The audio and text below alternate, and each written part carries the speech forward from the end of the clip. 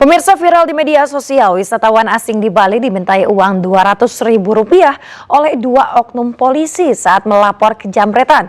Propam Polda Bali pun memeriksa dua petugas tersebut.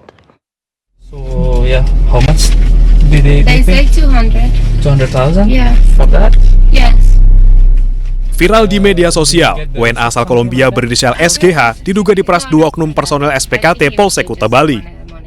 WNA tersebut awalnya ingin membuat laporan kehilangan usai dijamret ponselnya di kawasan Jalan Uluwatu, Jimbaran. They asked me money. Saat itu, Aibtu GKS dan Aibtu S menyarankan korban agar melapor ke Polsek Kuta Selatan karena penjamretan terjadi di wilayah hukum Kuta Selatan.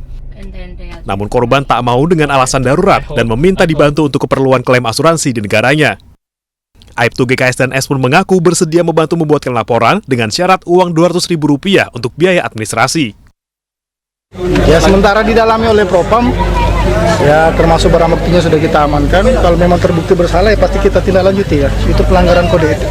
Pada saat melapor ini masih kita dalami ya.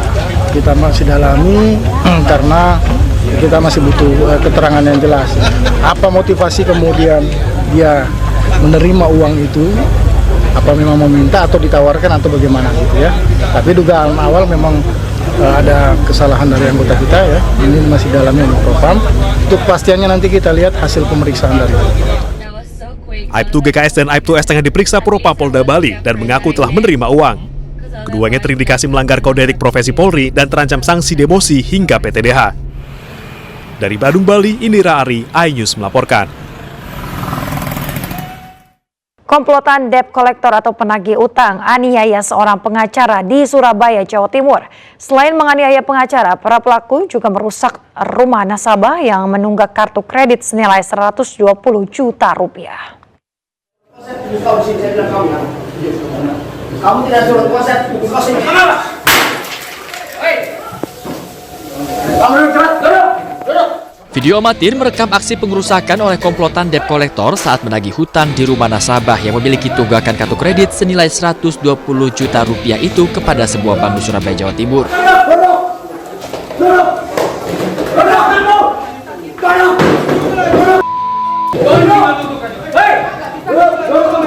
Selain melakukan pengerusakan, mereka juga menganiaya pengacara nasabah.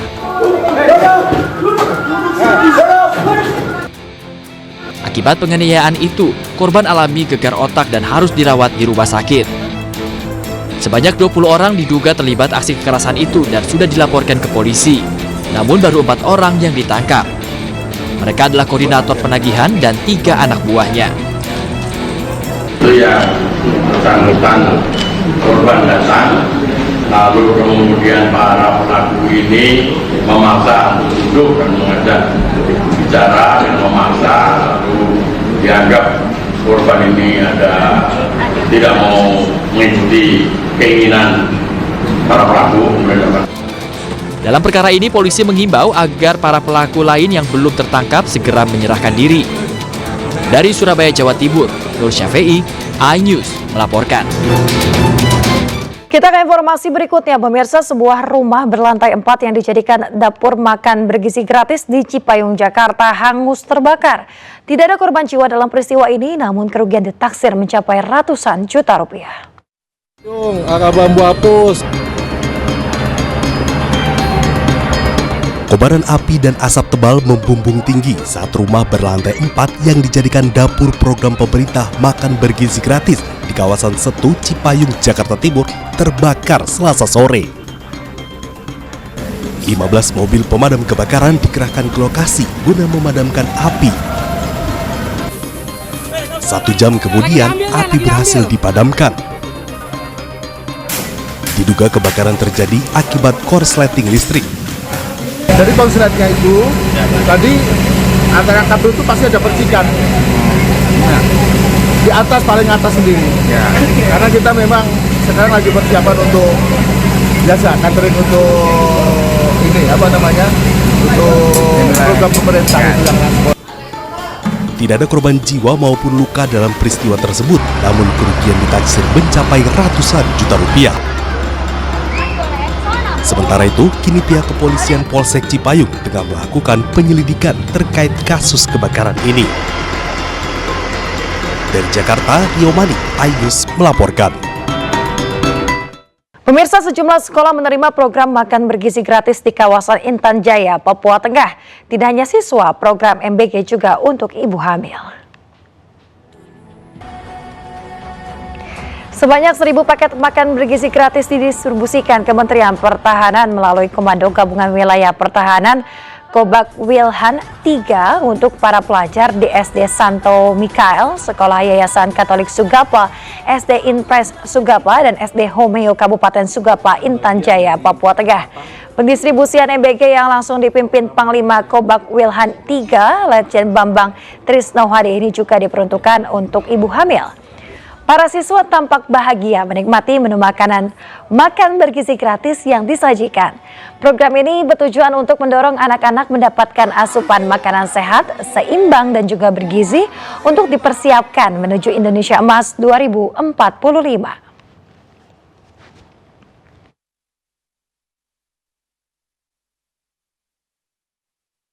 Sementara itu, pemirsa, Presiden Republik Indonesia Prabowo Subianto meminta maaf kepada seluruh orang tua dan anak-anak yang belum menerima program makan bergizi gratis dari pemerintah.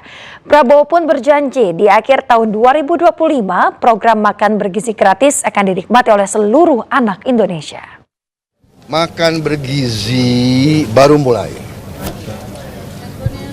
Makan bergizi ini secara fisik tidak mudah untuk segera ke seluruh rakyat. Untuk itu saya, Prabowo Subianto, Presiden Republik Indonesia, saya minta maaf kepada semua orang tua, kemudian semua anak-anak yang belum menerima. Tapi saya yakini bahwa tahun 2025, akhir 2025, semua anak Indonesia akan dapat makan bergizi. Tapi bahwa tidak bisa seketika ini, secara fisik tidak mungkin, secara administrasi tidak mungkin, ya. Proses mengamankan supaya uang yang dikirim tidak hilang, itu ada proses yang harus kita laksanakan. Pemirsa, pemerintah menargetkan swasembada pangan nasional pada tahun 2025. Tanam jagung 1 hektar digelar di beberapa daerah dengan memanfaatkan lahan tidur maupun lahan produktif.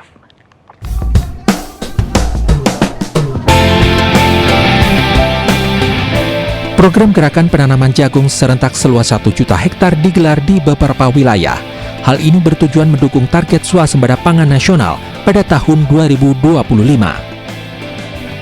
Program tanam jagung serentak pada tahun 2025 dengan memanfaatkan lahan perkebunan serta lahan kering di berbagai wilayah di Indonesia dengan target tanam 1 juta hektar selama 1 tahun, salah satunya digelar di Subang, Jawa Barat. Arahan Bapak Presiden Republik Indonesia mengatakan, menyampaikan, memerintahkan kepada kita semua agar mencapai swasembada dalam waktu yang sesingkat-singkatnya, secepat-cepatnya, khususnya padi dan jagung. Dan kami mendapatkan tugas untuk bisa melaksanakan swasembada di bidang jagung dengan target penanaman 1 juta hektar selama 1 tahun. Tanam jagung 1 juta hektar juga digelar di Sidoarjo, Jawa Timur. Berbagai pihak mendukung target pemerintah swasembada pangan tahun 2025 dengan memanfaatkan lahan produktif di Kecamatan Balong Bendo. Tentunya harapannya bahwa nantinya kita akan melaksanakan panen nantinya, panen jagung, dan harapannya bahwa mulai dari kegiatan hulu sampai dengan kegiatan hilir nantinya menampung hasil panen ini, itu yang kita juga bersama dari Kepala Dinas Pertanian akan melakukan upaya. Swasembada pangan merupakan salah satu program Astacita Presiden Prabowo Subianto selain swasembada energi hingga ekonomi kreatif. Dari Subang, Jawa Barat dan Sidoarjo, Jawa Timur, Yudi Heriawan Juanda, Yoyo Agusta, iNews melaporkan. Kita ke informasi lain, pemirsa. Menteri Pendidikan Tinggi, Sains dan Teknologi Satrio Sumantri menegaskan suara viral yang beredar di media sosial saat memaki-maki seorang pegawai bukan suara dirinya. Sementara itu, pemirsa, persoalan dengan 2 pegawai yang terkena rotasi hingga memicu unjuk rasa pegawai diklaim telah selesai.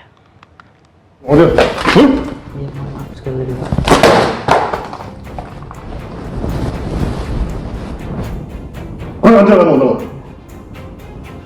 sengaja membuat rumah ini gak ada air. Rekaman audio yang diduga suara Mendikti Saintek Satrio Sumantri saat memarahi pegawainya beredar luas di media sosial. Dalam rekaman juga diduga adanya suara penganiayaan. Menanggapi hal ini, Satrio Sumantri membantah bahwa suara yang beredar adalah suaranya. Pihaknya juga belum berencana untuk mengambil langkah hukum. Mungkin misalkan Bapak memberikan klarifikasi tentang hal itu, Pak? Itu bukan suara saya. Berarti dialog yang ada di situ tentang wifi dan tentang air bukan ya, Pak? Bukan. Ya. Sebelumnya, rekaman suara tersebut beredar bersamaan dengan aksi unjuk rasa pegawai Kemendikti pada Senin kemarin. Unjuk rasa dipicu oleh sikap arogansi Menteri Satrio serta dugaan pemecatan sejumlah pegawai di lingkungan Kemendikti Saintek. Pihak Kemendikti membantah dengan pemecatan sejumlah pegawai, melainkan hanya rotasi besar-besaran di kementeriannya. Kemendikti juga menyebut permasalahan terhadap 2 pegawai yang ikut berunjuk rasa Senin lalu karena terkena rotasi, namun saat ini sudah diselesaikan dengan baik. Nah, dalam hal ini kan terjadi rekonsiliasi, islah. Kita bukan polisi atau penegak yang lain gitu ya, di mana terjadi kesalahan tetap dikejar, tapi dalam perdamaian rekonsiliasi itu ya sudah, itu dianggap sebagai suatu residu, ya, jadi tidak ada untuk niat ya untuk menggali-gali lagi hal-hal yang lalu dan kita menuju ke depan. Nah, tadi sudah saya sampaikan bahwa kita akan melakukan komunikasi, kemudian juga melakukan boleh dikatakan visi bersama itu dengan lebih baik lagi. Sebelumnya, sejumlah pegawai Kementerian Pendidikan Tinggi, Sains dan Teknologi tiba-tiba melakukan aksi unjuk rasa Senin lalu. Aksi unjuk rasa yang melibatkan puluhan ASN ini sempat viral di media sosial. Tim Liputan iNews melaporkan. Pemirsa, sidang perdana pra-peradilan yang diajukan Sekjen PDIP Hasto Kristianto ditunda. Pihak termohon yakni KPK tidak hadir sehingga sidang kembali digelar 5 Februari mendatang.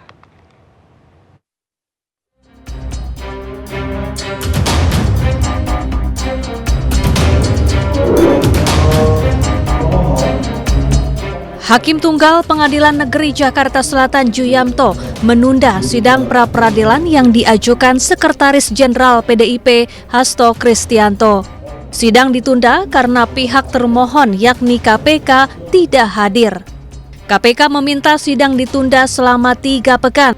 Namun Hakim memutuskan sidang kembali digelar pada 5 Februari mendatang. Termohon hari ini belum hadir.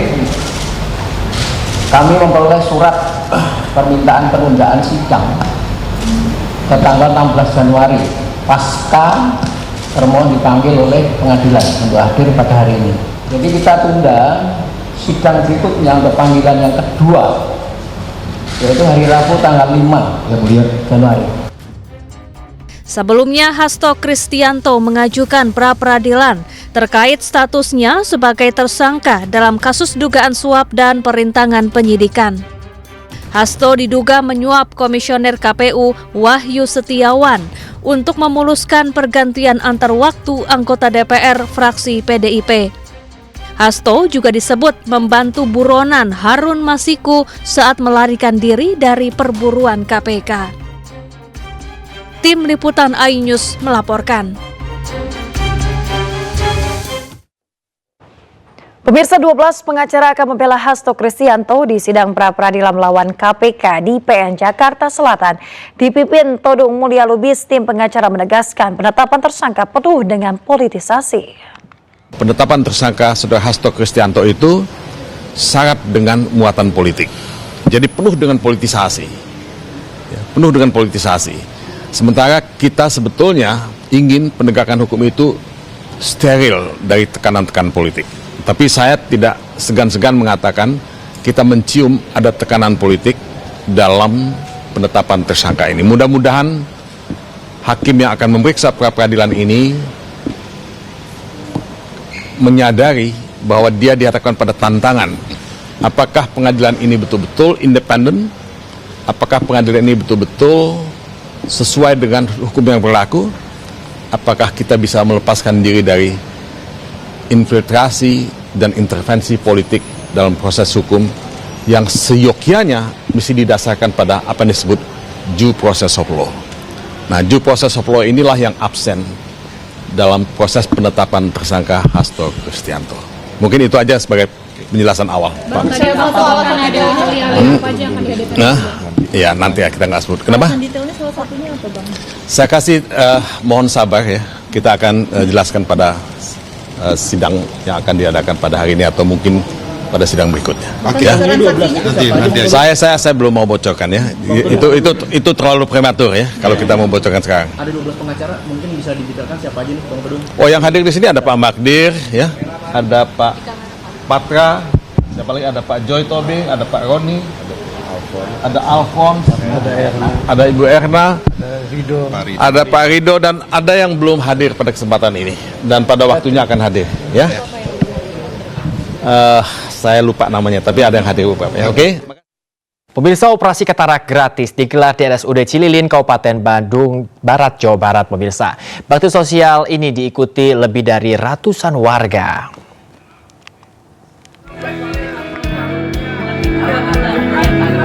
Lebih warga Kecamatan Cililin mendaftar operasi katarak di Rumah Sakit Umum Daerah Cililin, Kabupaten Bandung Barat. Setelah diperiksa, 100 orang menjalani operasi katarak gratis. Kataraknya dulunya apa satu? Satu. Senang ya Bu sekarang ya Bu? Senang. Tadi operasi berapa lama Bu? Berapa? Setengah jam. Habis langsung?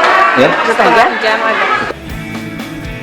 Operasi katarak gratis yang digelar di Kabupaten Bandung Barat ini untuk yang kedua kalinya. Kegiatan ini digelar PT Pos Indonesia yang berkolaborasi dengan Pertiwi Jawa Barat. Ini secara data di sini memang banyak penderita kataraknya, dan orang-orangnya, masyarakatnya yang katarak itu antusias sekali. Jadi sekarang tanggal 21 Januari Pertiwi Jabar melakukan bakti sosial katarak.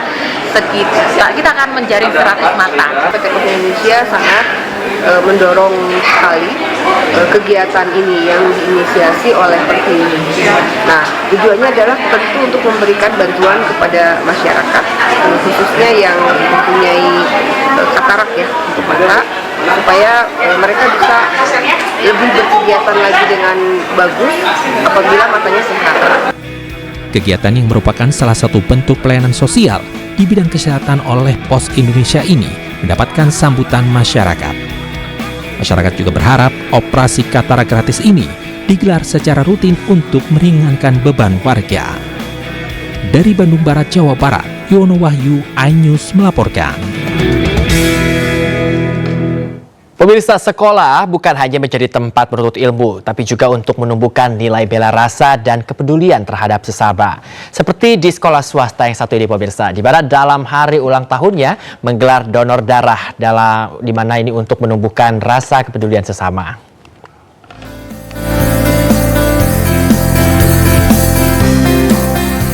Dalam merayakan hari ulang tahunnya yang ke-49, SMA Tarakanita II Jakarta menggelar syukuran atas pencapaiannya berkomitmen memajukan potensi generasi muda Indonesia. Sejumlah penampilan ekspresi seni dari para siswanya digelar dalam acara ini, mulai dari bakat musik hingga tari. Tak hanya ingin memajukan kemampuan akademis dan talentanya, dalam hari ulang tahunnya Tarakanita juga menggelar donor darah untuk menumbuhkan rasa kepedulian terhadap sesama. Oke, hari ini merupakan perayaan hari ulang tahun SMA Tarakanita II yang ke-49. Hari ini diawali dengan pemotongan tumpeng sebagai bentuk syukur atas pendampingan Tuhan dan anugerah Tuhan mendampingi SMA Tarakanita II hingga genap 49 tahun.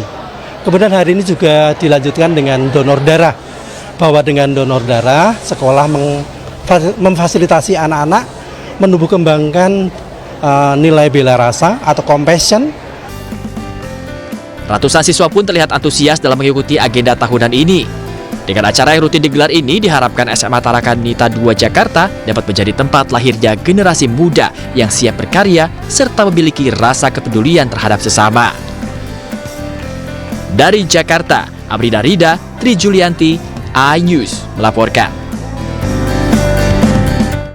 Guna mengeksplorasi sejumlah potensi tak terbatas dari lisensi IP, sebuah pameran digelar di sebuah hotel di Jakarta. Dengan mempertemukan para inventor, brand hingga marketer, pameran ini diharapkan dapat membawa IP lokal maju hingga ke kancah dunia.